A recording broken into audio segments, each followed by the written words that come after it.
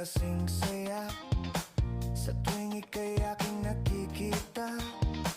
Ngunit malaki din ang problema, dahil hanggang ngayon sa'yo'y